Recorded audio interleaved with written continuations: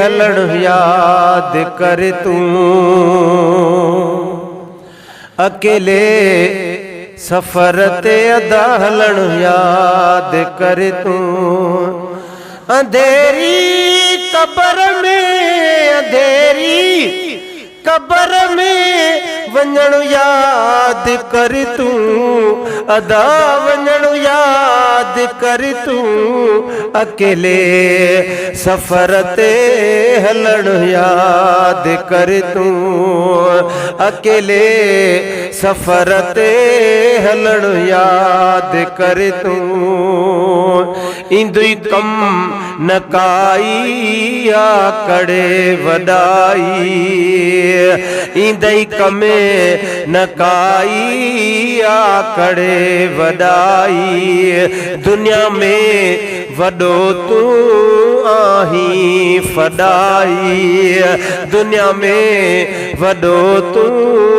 आही फडाई अखिन ते पटिया जो अखिन ते पटिया जो बधण याद कर तू अदा बधण याद कर तू अकेले सफर ते हलण याद कर तू अदा अकेले सफर ते हलण याद कर तू अंधेरी कब्र में वञण याद कर तू अदा वञण याद कर तू अकेले सफर ते हलण याद कर तू खटोले ते लोडो सही को न सघंदे खटोले ते लोडो सही को न सघंदे हथ पेर बधल लए लही को न सघंदे हथ पेर बधल है लही को न सघंदे मिट्टिया जो मुँह ते पवण याद कर तू अदा पवण याद कर तू अकेले सफर ते हलण याद कर तू अदा अकेले सफर ते हलण याद कर तू एडी माल मिल्कियत कहलाए छॾी थो ओ पर मेड़े मेड़े माल मरी वेंदे मिठड़ा ने बहु न थई नाणे के अथई ज़र ज़वाल रिए इबादत रब जे अदा ॿियो कहिड़ो आहे कमाल जंहिं जो बदिया माल तॾो तंहिंजो घोरियो एडी माल मिल्कियत कहलाए छॾी थो हराम जी दौलत कहलाए छॾी थो हराम जी दौलत कहलाए छॾी थो हराम जी दौलत शो गॾु करी थो तिखी तो रयाडो दा तिखी तो रयाडो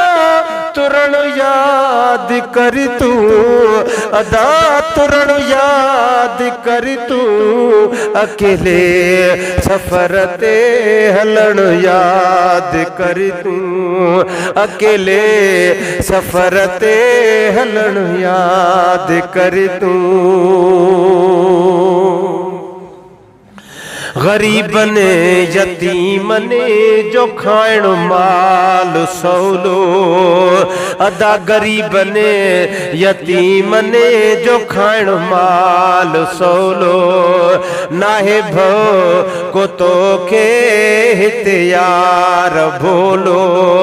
नाहे भो को तो के हिते यार भोलो हिसाब जो युतड़े ॾियण याद कर तू अदा ॾियण याद कर तू अकेले सफ़र ते हलण याद कर तू अकेले सफ़र ते हलण याद कर तू जुणे जा फैज़ हंध ही खटण जो आहे ओ जुणे जा फैज़ हंध ही खटण जो वक्त आ हिते ही तौबह करण जो ही वक्त आ हिते ही तौबह करण जो ही वक्त आ दुखी कोरट जो दावो दुखी उन कोरट जो बिहण याद कर तू अदा बिहण याद कर तू अकेले सफ़र ते हलण याद कर तू अञा तू आरामी वणई शाम वण जी अञा तू आरामी वणई शाम वण जी पखियड़ा उडामी व्या तोखे चुगण जी अदा तोखे चुगण जी अञा तू आरामी वणई शाम वण जी।